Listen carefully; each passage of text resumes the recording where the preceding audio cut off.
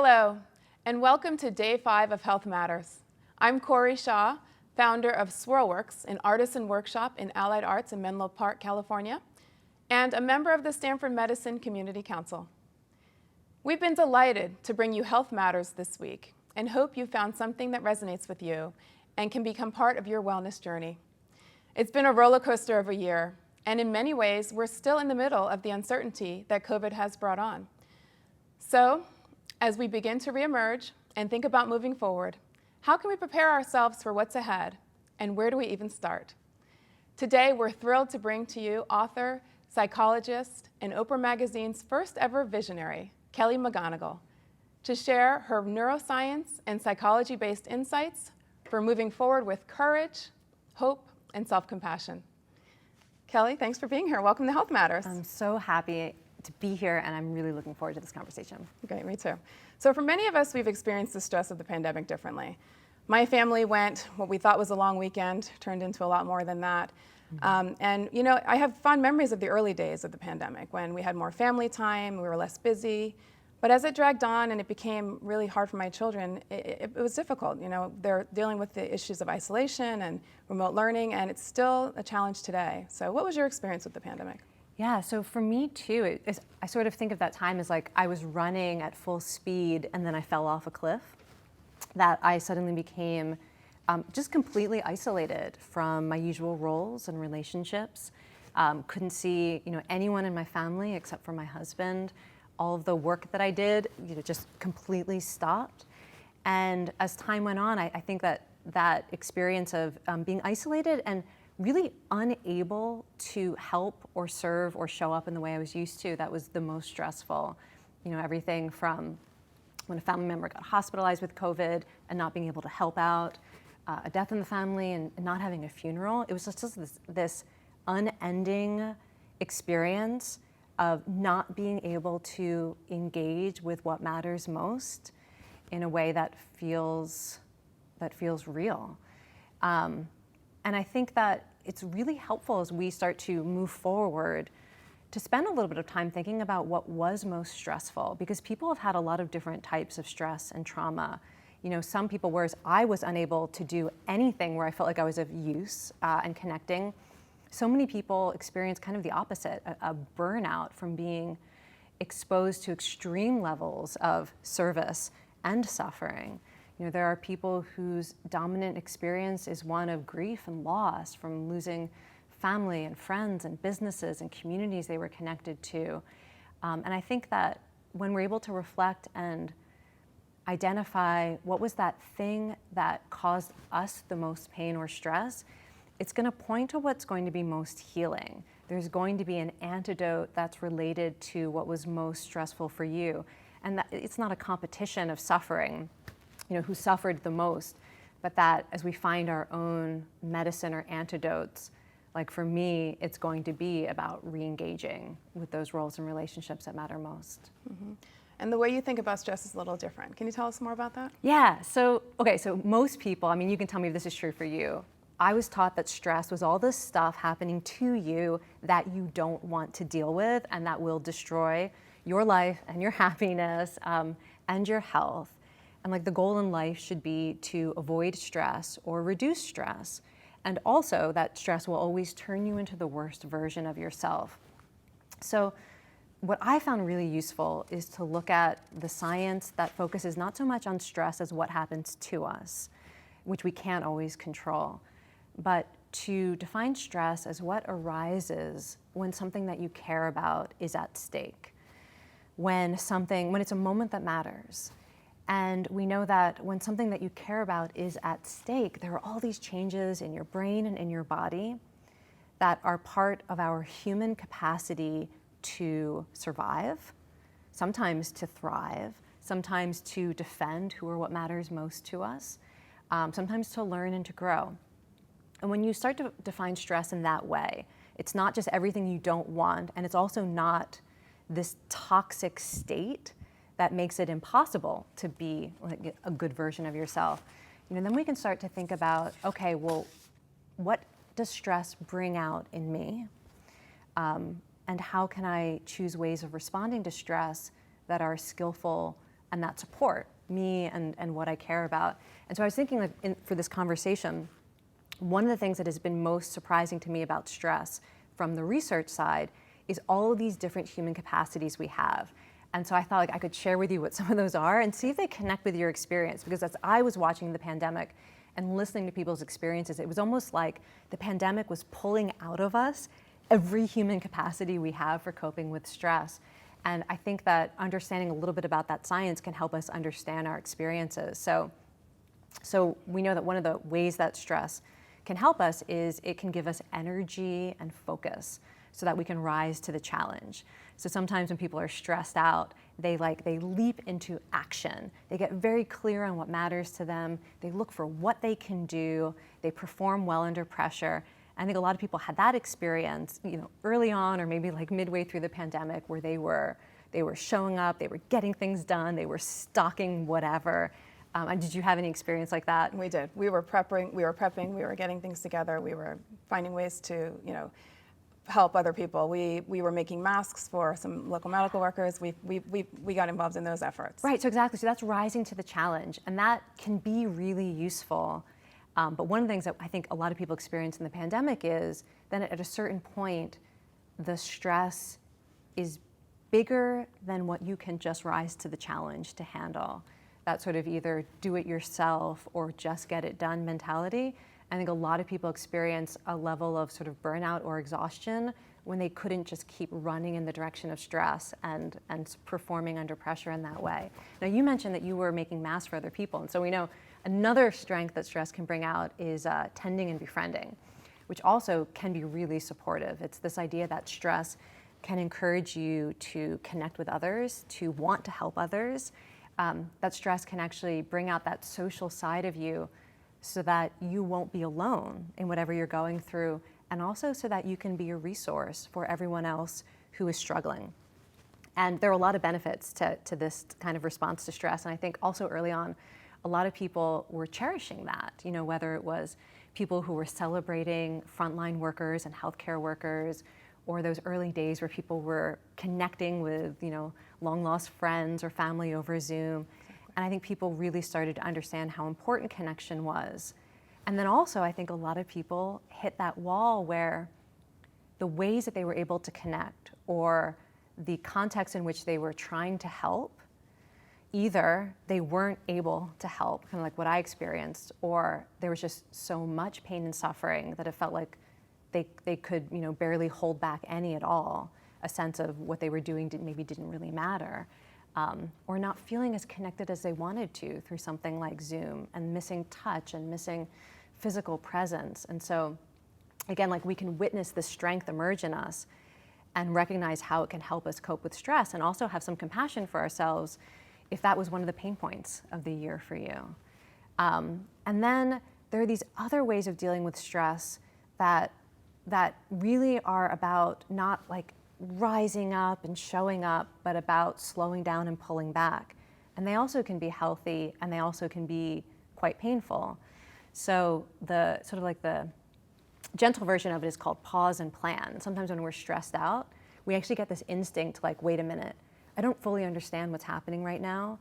I need to protect myself. I need to reflect on this. I need to check in with my priorities, my values, my family, and make some decisions and really be strategic about this and collect information. And I think a lot of people tried to do that. Sometimes people fell down the hole of trying to collect so much information. There's an information overload, or a bad news overload. And other people experience that as actually a really great opportunity to reset, to change some of their priorities. I mean, I know that you mentioned being able to spend more time with your family, and that, I don't know if you felt like that was part of the coping response that you had. It was a cycle. We had a lot of great family time in the beginning. We had summer where things were looking hopeful, but then we had to kind of go back into school and go back into the Zoom cycle, and we kind of fell back into the same routine, and we didn't really know what to expect. It was difficult. Yeah, and which actually, so that brings me to a type of stress response that I think a lot of people started to struggle with maybe at that midpoint, and are just now trying to find a way to emerge from.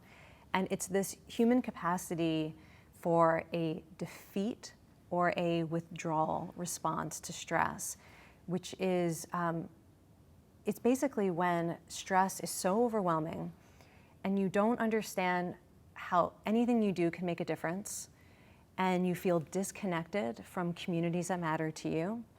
You feel like you aren't making a contribution. You feel alone. You feel unsafe.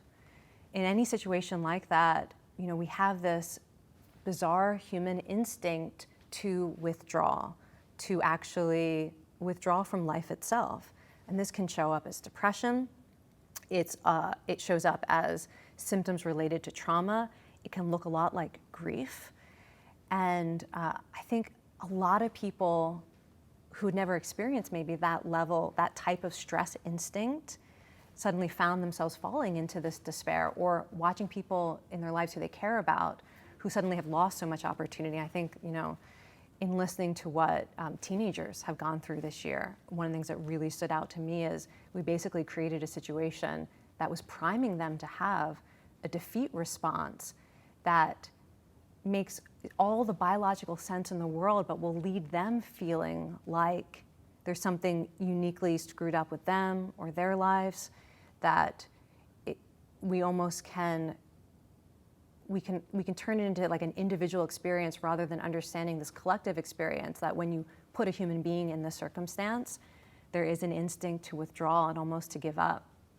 And so a big part of moving forward is going to be finding the antidote to that, which really is about re-engagement and finding community and making a difference and trying new things and learning and growing, all those opportunities that a lot of people were missing.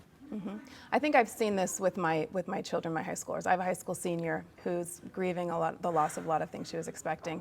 But as we come to the end of this year, they're able to have a few of these monumental events, this graduation, these different ceremonies. My sophomore also, he kind of got into a loop with Zoom where he was just feeling disconnected and alone. And I'm seeing a lot of this in him as well. There's a particular pain point that I think a lot of people experienced and may experience in what we're calling this reentry phase. So everyone thought Zoom was going to feel like this amazing connection.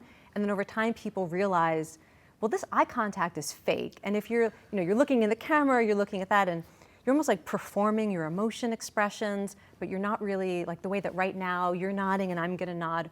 We're in the same space, so we actually end up mirroring and connecting in different ways. Our physiology syncs up. All that stuff is absent over Zoom. And a lot of people started to feel this gap between what they thought they would feel in terms of connection and actually feeling almost like hungover afterwards or disappointed. And that can, again, people often don't understand that's natural because, as human beings, we need all this, like we need to smell each other, like to be real. And so when that's gone, we lose some of the natural joys of social connection that makes social connection such a source of resilience and meaning. And one of the things I think might happen is we do this reentry, and I'd be really curious. I mean, you don't have to tell on your kids' experiences, so maybe I won't ask you to talk about that, but I think a lot of people, as they're going back and having these first experiences again, the first big party or celebration, the milestone moment that you're making up for because you didn't celebrate it when it happened, that I think we had been telling ourselves the story that it's going to be ecstatic because it was one thing we could look forward to, and having something to look forward to allows us to keep going. And I think that a lot of people are going to experience a gap between the ecstasy we were anticipating as a survival instinct, and that actually it can be awkward, or our brains aren't used to producing that oxytocin and endorphin rush from being in someone's presence because for the last year we've been told other people are a threat. And there's going to be all this stuff going on that gets in the way. And it might be joyful, and it might also feel weird. And I think one of the things that is really useful to know is that the continued experience of it is what will help us reestablish the rich connection. I wanted to ask you about that because I have actually gone. I threw a 50th birthday party for a dear friend, and I've started to dip my toe in the water of social activities, and it feels weird. It's not what how I expected it to feel. Yeah. Say more about that. Like what was different? Just whether we hug, how close we stand, whether we're wearing masks on or off. What is the latest news? How do we even have a conversation that, in the way that just feels natural as opposed to stilted? We're not on Zoom anymore. Yeah. It is, I think that we are going to have a lot of compassion for ourselves and for others. One of the things that I've been thinking about is how when we interact with other people, right, our brain rewards us for certain things, usually.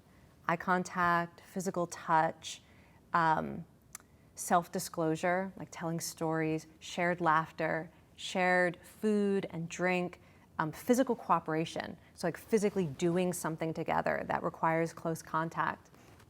And for most of the last year, we've been taught to have a anticipated threat response instead of anticipated and fulfilled reward response to almost all of those things. And so to appreciate that when you go in, your brain's gonna still try to figure this one out. Is this hug a risk? Or is it okay to get the warm glow of feeling somebody else's skin on my skin? And your brain is not going to immediately surrender something that has helped you survive.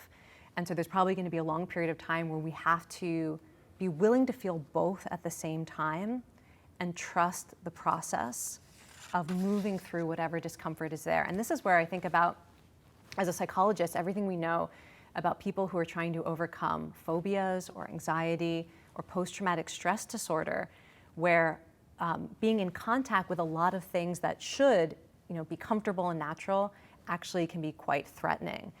And one of the things we know is that what helps is to make a conscious choice about the situations that you're going into and connect them to one of your values so that you're willing to experience that awkwardness or that discomfort. You would say going into that party, this relationship matters to me, and therefore I'm willing to be uncomfortable in the same way that, like, when I was trying to overcome my fear of flying, I had to say to myself, I care about seeing my family, or I care about this work opportunity. And so I'm going to tolerate my heart pounding and my brain saying, run in the other direction as I walk onto an airplane. And it's that being able to connect these new awkward experiences to our values that allow us to experience that renewed plasticity of learning once again that this is safe and wonderful and what we want. And I think that this is an idea that we also know from the science of stress that's so important for whatever level of stress or trauma you've experienced, is that humans learn from stress, and we are biologically designed to change in response to stress.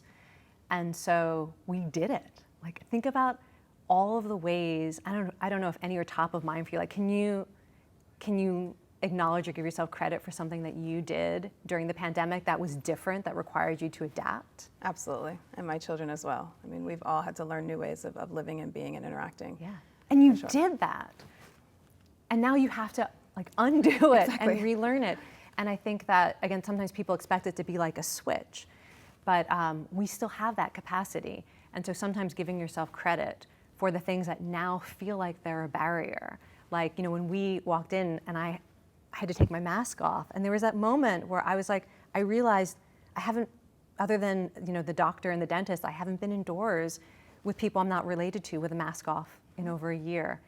And we acknowledged it, and then it was a moment where I said to myself, I trust this process of relearning how to be in the world. Right. I like what you say, stress is how we learn.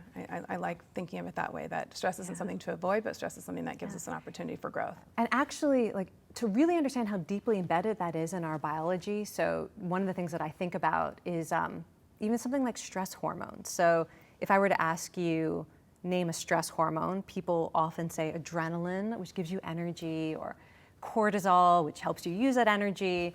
But sometimes they get bad raps as stress hormones because they can also, amp you up or interfere with your health if they're at too high levels. But most people don't know about all these other stress hormones, including neurosteroids. And when you're stressed out, part of what happens in your body and your brain is that you are releasing these chemicals that help you learn from the experience.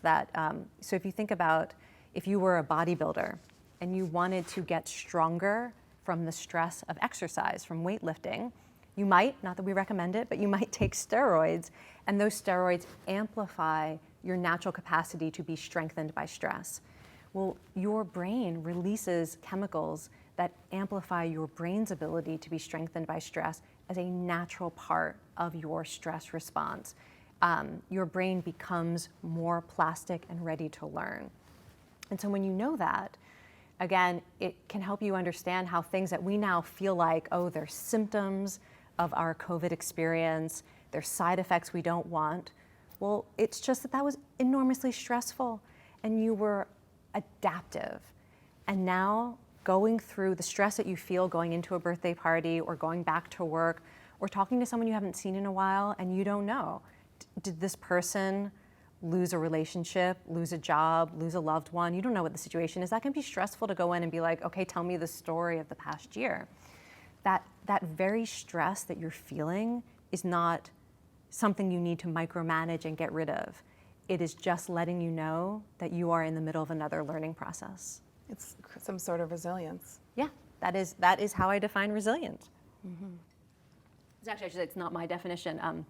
Salvatore Matti, who is a psychologist, defined resilience as the courage to grow from stress. And I've always thought that was such a great definition of resilience, because sometimes we think resilience means being untouched by our trauma or by our stress. Like we have to stay who we were, or we shouldn't carry with us pain and suffering.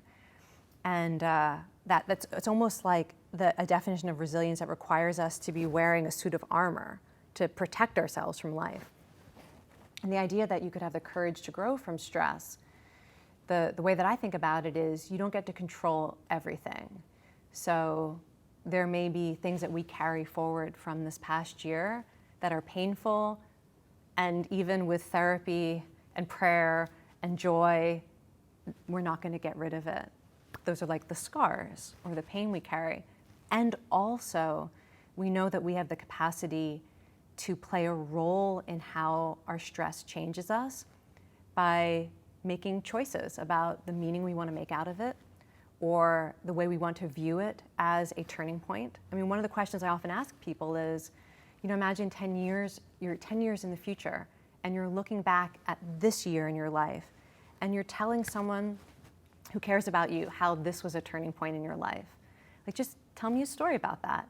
How was this year a turning point in your life that you're proud of? And that's part of how we make meaning moving forward. Right. And if you were to ask me that question, I would say, I don't know yet. I'm still not sure where we are and what this year meant for me. Yeah. We're still in the process. Yeah. And even sometimes it's the idea of not knowing and being open to possibility that is really healing, and that allows us to move forward. Even just the idea that what feels like, so there are these different narratives that psychologists will talk about as being really painful to be in the middle of. There's the chaos narrative, where you have no idea what's happening and everything you thought you could control is out of control. A lot of people have that narrative still. There's the crisis narrative, where it feels like everything you care about is deeply threatened, and it's sort of your responsibility to fix everything or save everything. That's a really hard narrative to be in. And there's even something called what's the name of this? It's a narrative where everything has been tainted. Oh, I'm forgetting the exact name for it. But it's the contamination narrative, where it's like you thought your life was one way, and then this experience has completely destroyed that narrative. And now whatever was good, you can't hold on to anymore. And a lot of people have had that feeling too, not just for COVID, but for everything else that the world has been going through. And what we know is, as soon as you start to hold open the possibility that 5 years from now, 10 years from now, there's also going to be a narrative of growth, a narrative of restoration, a narrative of positive change, of contribution, that just acknowledging that possibility, first of all, makes it more likely to be true. It empowers people to look for choice points in everyday life that are going to help them get on the path to making a difference for themselves or others. But it even, it changes everything, even at the level of your biochemistry. I mean, there are experiments just asking people to take that perspective for a moment about something that is deeply stressful and unresolved in your life right now. And you'll see everything from a change in hormones and heart rate variability and brain activity and even facial expression, that like the face softens in a way that suggests that hope is present. So it's okay to not know. And just the idea that there could be something positive is enough to start that process, right? So I think over the year, we've all been stressed, and it's definitely been a stressful experience. We've all found different ways to cope. Some good, some not so good.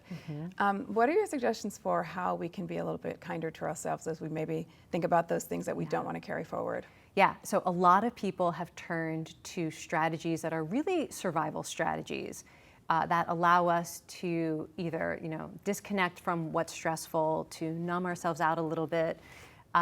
We see the data about how people have changed their eating habits or their drinking habits or their social media use in ways that now moving forward, I think a lot of people recognize this is not going to serve me. And I think that, the first step is to say, if you survived and this is part of how you survived, that this is not something to judge yourself for. I mean, you could almost take a counterfactual narrative. Who knows if you'd be here if you hadn't had the instinct to protect yourself in some way.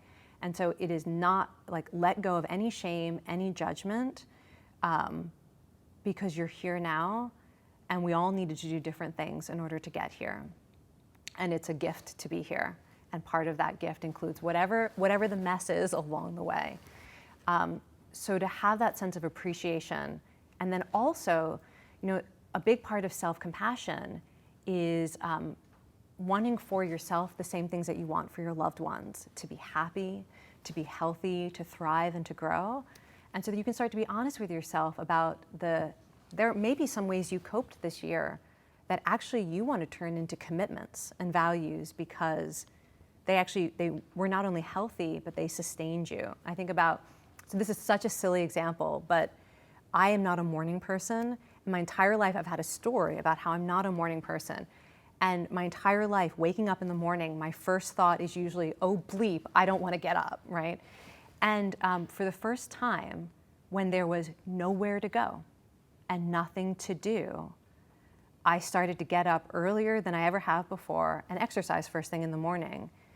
And somehow over the year, because I didn't resent getting out of bed, it felt like what I actually was doing was expressing my will to live. It felt very different. It's like when you're like, oh, I don't want to wake up, versus I need to choose to get up because nobody cares if I do or not, except for me right now. So now I'm a morning person.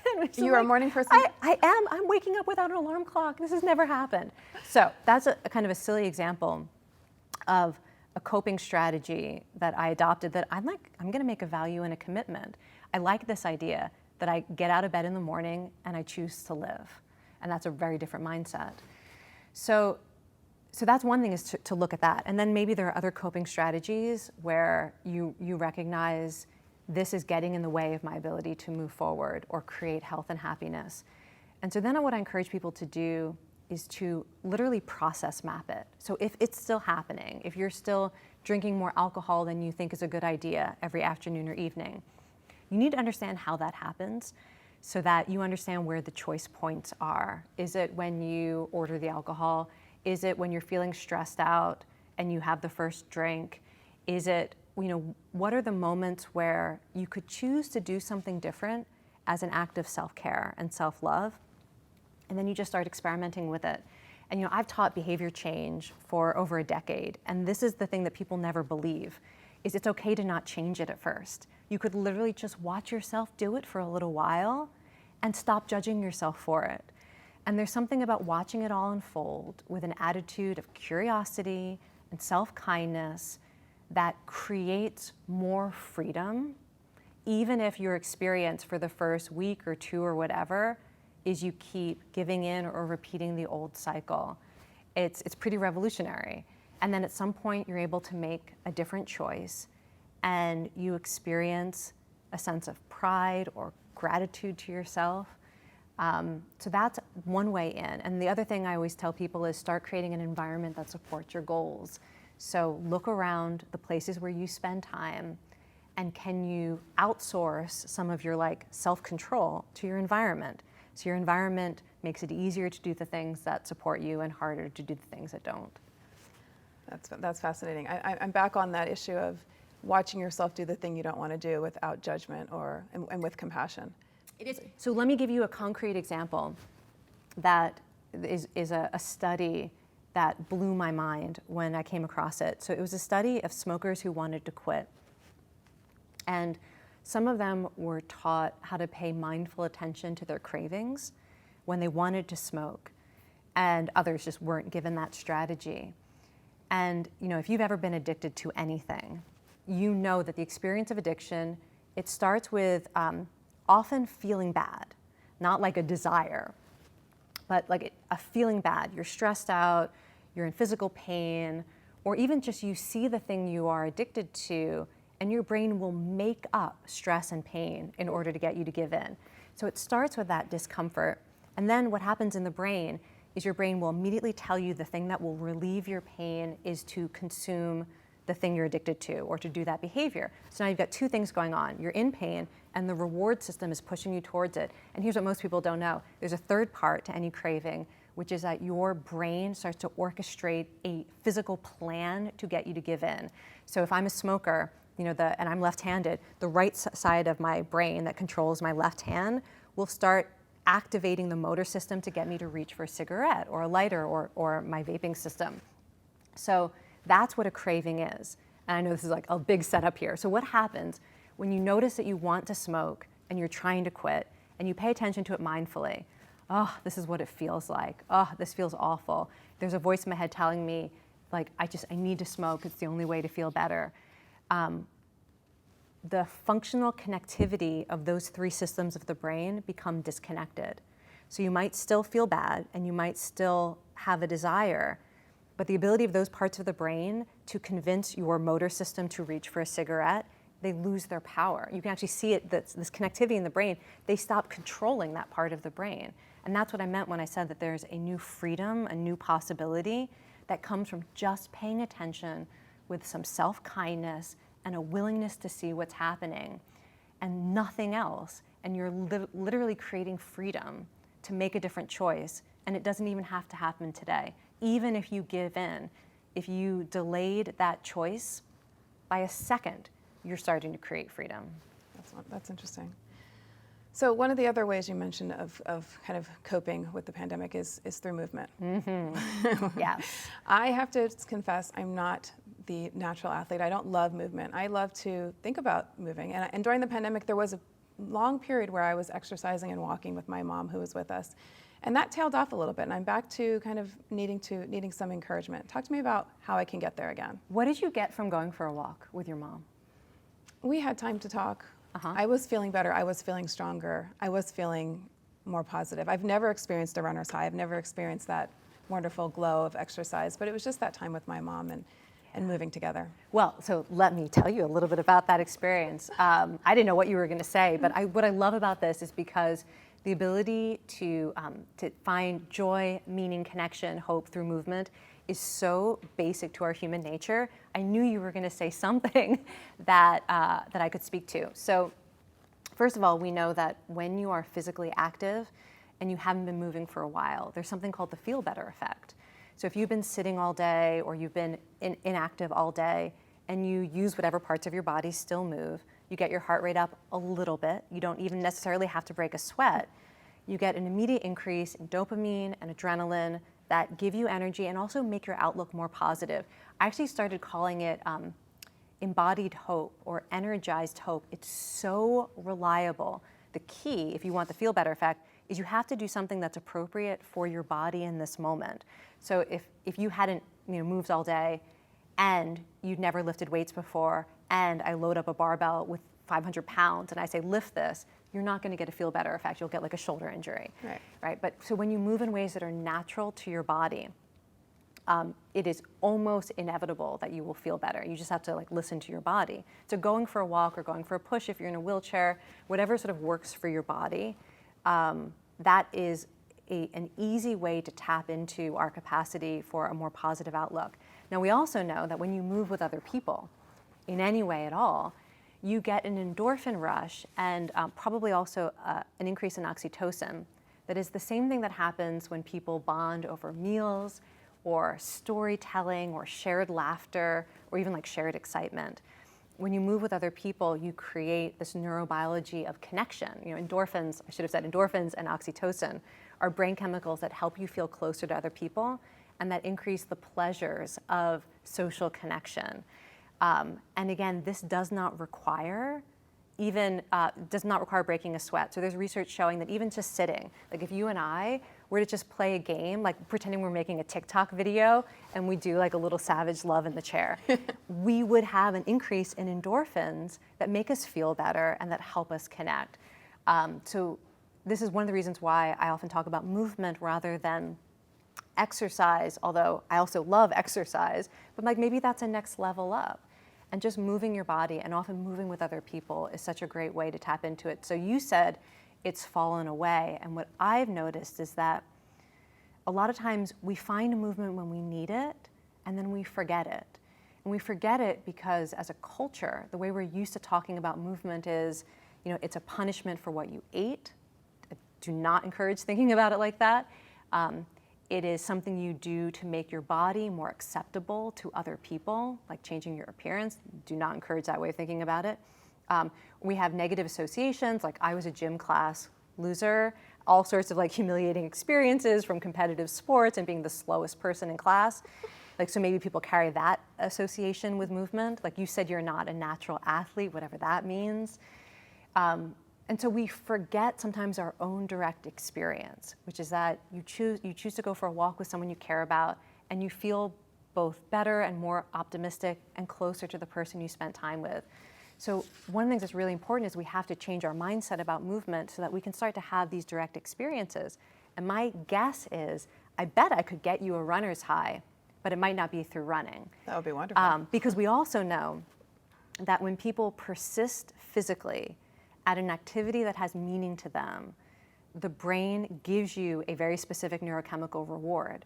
Runners who get a runner's high are often experiencing meaning when they're running, right? So they sense themselves moving forward, or they're in nature and they feel connected to nature, or they're telling themselves a story about how running, it demonstrates their own strength or their freedom. When you have a mindset like that, your brain is much more likely to reward you with endocannabinoids and endorphins and more dopamine and adrenaline. So sometimes people who haven't experienced an exercise high, it's because they've only put themselves in situations where it was hard to tap into the natural meaning of movement. Like for me, I don't run. When I run, I don't know. I know running is wonderful, but I don't run. I dance. I find meaning in flow yoga, and I love boxing. Like I'll get my strongest high these days from doing things like boxing and high intensity interval training that make me feel like I'm fighting. And this was something that also emerged during COVID, where I was trying to tap into my will to live, to overcome that kind of defeat response we talked about. And so my brain rewards me when I tell myself it means something to punch. Like it means something to be willing to fight. And if I had been saying to myself, I'm burning the calories of the piece of cake that I ate last night, my brain does not understand the importance of what's happening in a way that makes it willing to reward you, to encourage you to keep going. So I'm sure, give me another hour after this is over. Right, we can talk your way into an activity. Okay, well, I'm going to hold you to that. I have a question. I heard something you said I had a question about. You said hope can begin in our muscles. Yes. Tell me more about that. Okay, so this is the most exciting scientific discovery of the last century, I think. So do me a favor and just grab a muscle on your body. Okay. And again, people at home should be doing this too. Touch a muscle. So you don't have to keep touching it, but ground yourself. This is our physical reality. We're used to thinking of muscles as things that just move our bones around. And over the last decade, scientists have learned that your muscles are some of the most powerful endocrine organs in your body. That means they manufacture chemicals that affect every system of your body. So your muscles make proteins that affect your heart health, your immune health, that regulate your blood sugar, and that also affect your brain. These are chemicals that are made and stored in your muscles. Some of them kill cancer cells. I mean, it's amazing what your muscles make, the medicine your muscles make, but they will not give them up unless you move your body. You have to contract your muscles.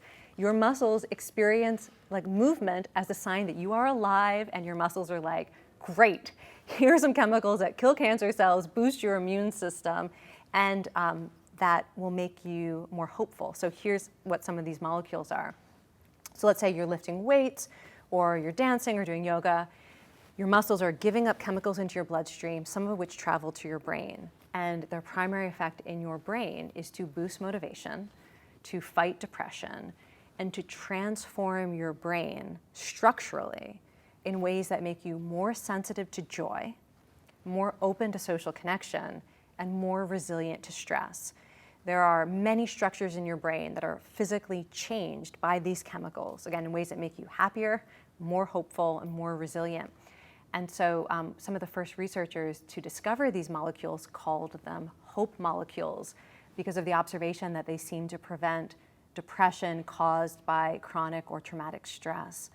So I think about this, like I had you grab your muscle, and the way that we so often relate to our bodies, like our bodies have betrayed us because of pain or age-related changes or illness, or we view our bodies as like ticking time bombs that are going to turn into cancer. So many ways we're used to thinking about our bodies that are not necessarily as a deep friend who is looking out for you. And so I think this idea is so amazing that your muscles have your back, like in every way possible, and they are ready to support you, and any way that you move your body will give you an intravenous dose of hope. It's whatever parts of your body still move, and it's any activity that you enjoy or can endure. I was going to ask you how to get motivated, but thank you, because now I'm motivated. If that's not a reason to just get out there and get started, then I don't know what is. But even 2 to 3, 4 minutes, is that enough? Yeah, so I mentioned the feel better effect.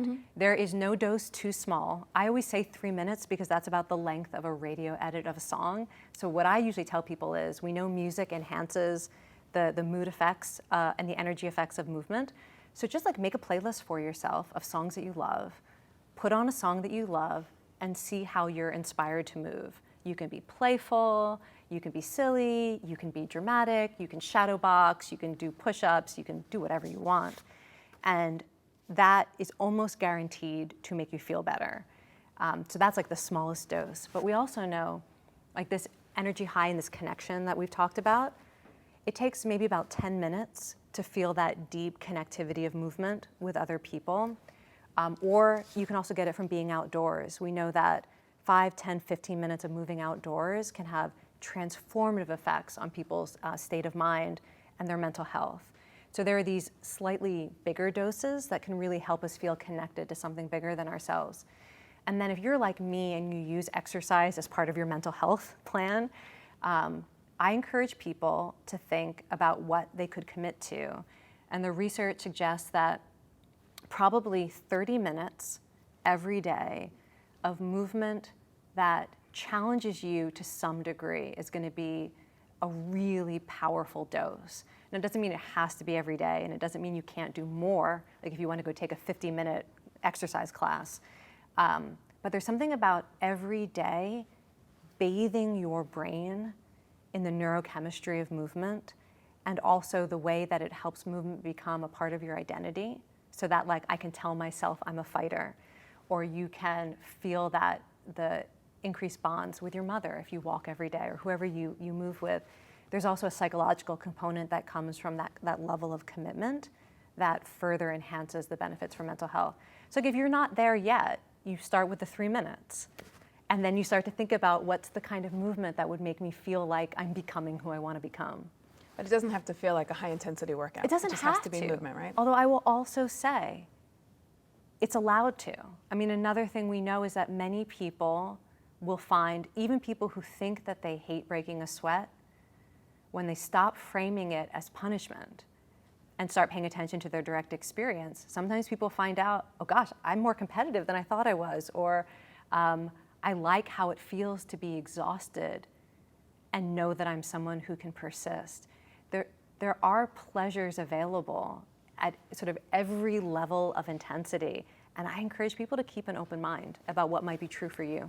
It just sounds like the story we tell ourselves matters. It stress really does, and in movement, yeah. right? And so I'll tell you the story that I tell myself when I do exercise that is harder than I enjoy. So I'll feel my heart pounding. And this was an insight that I had a couple years ago. I was lying on the floor from a HIIT workout where I'd had to like modify everything because I couldn't keep up. My body couldn't do like the full forms of anything, and I still managed to push myself to where I was like heaving, like trying to catch my breath. Heart was pounding in my rib cage, and a thought popped in my head. I've only ever felt my heart pound this hard from fear, from anxiety, from a panic attack. And in that moment, I said, wow, this is also what it feels like for my heart to be strengthened. Literally, it's exactly the same feeling. And then I was able to apply that the next time I had a panic attack. And when my heart was pounding, I said, you know what? This is also what courage feels like.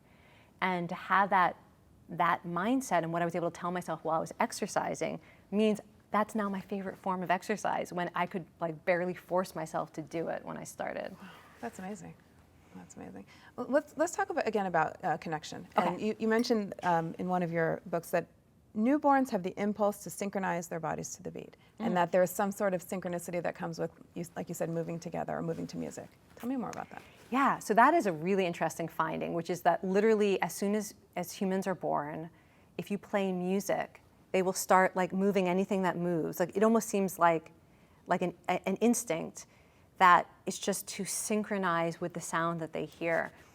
And so, one of the reasons that's interesting is it reminds us how important music is to our humanity. I often will talk about that because there is great pleasure in listening to music and making music and moving with other people to music, in that it's part of how we connect to the world.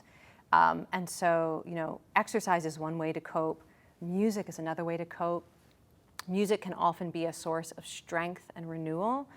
And I think about the work that you do with creativity, and bringing, maybe you can tell people about that a little bit more, but that you bring people together, not necessarily through music or exercise, but through creative projects. And that is also, it's something that is so fundamentally human, that when we are connected to that part of what it means to be human, we naturally feel more hopeful, we naturally feel stronger. And it also is, like music or movement, it's something that opens the doors to connecting with other people. Right, yeah, I think this is something, SwirlWorks is something that came about during the pandemic. I'm a mechanical engineer by training. I love using my hands, I love tinkering, I love learning. And so this whole idea of being in community and creating art with other people, and not for perfection, not because I'm an artist or I'm creative, but it's just the act of creating. And I find such joy in that. I feel like this is something that is undervalued about coping. So often we're told that coping needs to look like enduring or self-soothing or dissociating, or I don't know what we think coping is. Finding, the things that make the pain less or that toughen us up. But coping is also connecting to these natural human capacities for flow and joy and finding beauty. And sometimes people treat that like it's self-indulgent. Like it would be self-indulgent to take an art workshop, or it'd be self-indulgent to just put on music I love and lose myself in it. And I'm telling people that this is just as much a part of how humans survive. And there's nothing self-indulgent about doing the things that bring you joy. Can you talk about the difference between self-care and selfishness? Oh, yeah. Although I don't actually spend a lot of time talking about selfishness. Right. Well, it might be perceived as selfishness to spend time. I think a lot of people have this idea that to invest in your own well-being, it's a zero-sum game. And so it's taking time away from other roles or relationships that matter. And then we have a word that we use to describe people who invest in themselves rather than in others. They're selfish, they're self-interested. But what we know is that, we know from every, story across history, every community you turn to of people who are really showing up for others, what makes that sustainable? When you are doing hard work in the world, when you are relieving suffering, when you are bringing magic into other people's lives, right? When you're really showing up, you are also nourishing yourself and sustaining yourself, because you need fuel to be that version of yourself in the world. So whether you're a parent, or whether you're a leader, or whether you're an artist or an activist, you need to be connected to the things that give you energy, that give you strength, that give you faith or hope.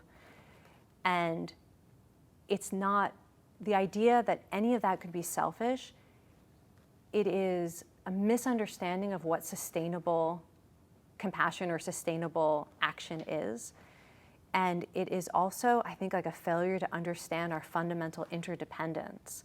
Like, how could I ever be my best version of myself for you if the version of myself who is showing up to this relationship or to this role is sleep deprived, not nourished, and hopeless because I haven't put a single thought or voice in my head lately that makes me feel better about life. As a mother, I can relate to that. I'm worried about my children, I'm worried about my everything, all the other things aside from myself, and whenever I take time for myself, I do feel a little bit of guilt. Right? Yeah. And so sometimes I feel depleted, and just getting away to take a workshop or do something for myself And yet, I makes bet me if feel I better. asked you if you wanted to be a good role model, like how you want your children to be, you would want them to do the things that bring them joy and meaning. You want them to be healthy and take care of themselves. And so that's another way in that we can sometimes think about it is who we are is contagious, whether we want it to be or not. And so if we want to inspire other people to practice self-care, we have to do it ourselves. We are always influencing everyone around us. And if we are telling ourselves a story that the only way to be a good fill in the blank is to deprive ourselves or deny ourselves or punish ourselves, that's actually what other people are going to learn, even from our most committed devotion to that role. Right. Who we are is contagious. Yeah. That's an interesting thing to think about, and how we navigate the world and whether we're realizing what we're projecting and what we're experiencing and how that's affecting those around us. Yeah. You mentioned compassion, and we talked a little bit about self-compassion. Can you talk a little bit more about the role of compassion with our relationships and with our friends as we re-enter and move into this next phase? Yeah, so compassion is a response to suffering that has the energy and the hope to stay engaged rather than to disengage and avoid. Like, that's the basic function of compassion. It's a state of mind and body that allows you to recognize pain, stress, or suffering. And rather than be so overwhelmed by it that you have to turn off the news or take a drink or quit your job, there's something in you that says, I care and I have the resources to respond and anticipate that you will experience some kind of warm glow from that helping or that connection or that service. So compassion in many ways is it's like a form of energy, and it's a form of courage. It's a way of staying present rather than disengaging. Now, we know that compassion itself, like when you're really connected to that in its most beautiful, pure form, it feels pretty good, right? It's energized, it has meaning, and it's a choice we can make. And I think that this is a stance we can take when we're navigating. So you and I talked about the awkwardness of going into situations where maybe you expected it to feel one way and it feels another. Or maybe you're seeing friends or coworkers who fell out of touch. I mean, that's another pain point that a lot of people are struggling to figure out how to bring self-compassion or compassion to. So maybe relationships have stalled. And in that time period where everyone was reaching out to all their friends, I didn't reach out to you. And our first interaction is just that memory of like my guilt that I didn't and your hurt that I didn't. If we choose a mindset of compassion, it's about being able to acknowledge that and not ignore it. So you could come to that interaction knowing that you feel hurt, and I can come to that interaction knowing that I feel guilt. And we are not avoiding that interaction to avoid those feelings. And at the same time, we connect to the motivation that wants to move beyond that pain. So it might be that we remember our friendship and that it matters to us. And both of us connecting to that will be able to tolerate some of that discomfort and figure out a way to engage that relieves some of that guilt and that pain to move forward. I can let you know how much I care about you. You could hold grace for me in thinking about how, you, even if it's a story you're saying in your head, imagining through empathy, maybe she was depressed, maybe she was overwhelmed with caregiving, maybe she was burnt out. We can hold these mindsets and imagination and empathy that lets us reconnect with compassion and self-compassion. And so this is a big mindset that I'm encouraging for a lot of people who are re-entering not just buildings, but relationships. And the analogy I've been using is, you hear these stories, these feel-good stories about how someone had an overdue library book, and they found out the fine was like $9 million and like they're going to go to jail. And it's like this ridiculous situation where really the library just wants the book back, and you just want to acknowledge and then let go of the burden so that you can go back to the library again.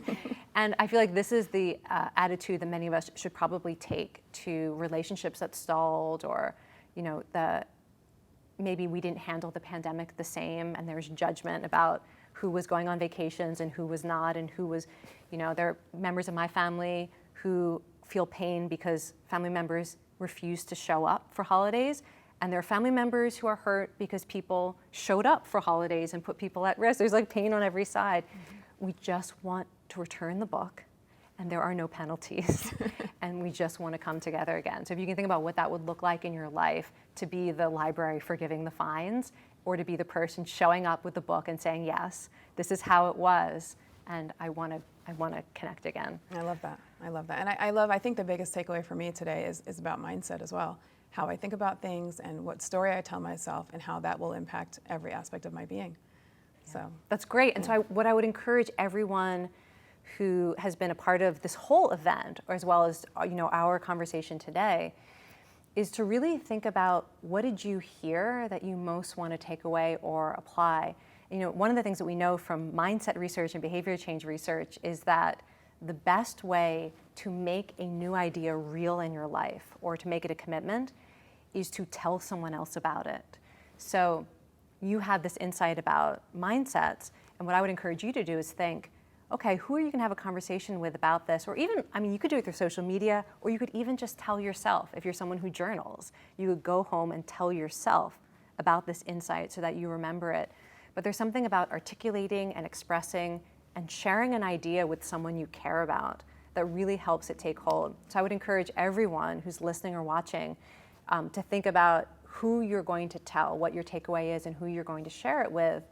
And if it's an action, what it's going to look like today or tomorrow. Like, what's that first action you can take that reflects this idea? That's really helpful. That's wonderful. Thank you so much. You're welcome. This has been Thank so wonderful you. talking with you today. I really appreciate it.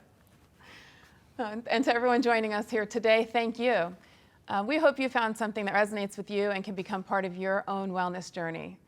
As we emerge from the pandemic, we may not know what the future holds, but we do know that we have the tools to respond to whatever comes, and to adapt to uncertain and changing times in a way that promote wellness. And I'm honored to be closing Health Matters today. If you missed any of this week's talks or demonstrations, please take some time to explore the Stanford Medicine Health Matters website. There you will find the latest medical research and other science-based resources for lifelong wellness. Thanks again for joining us, and be well.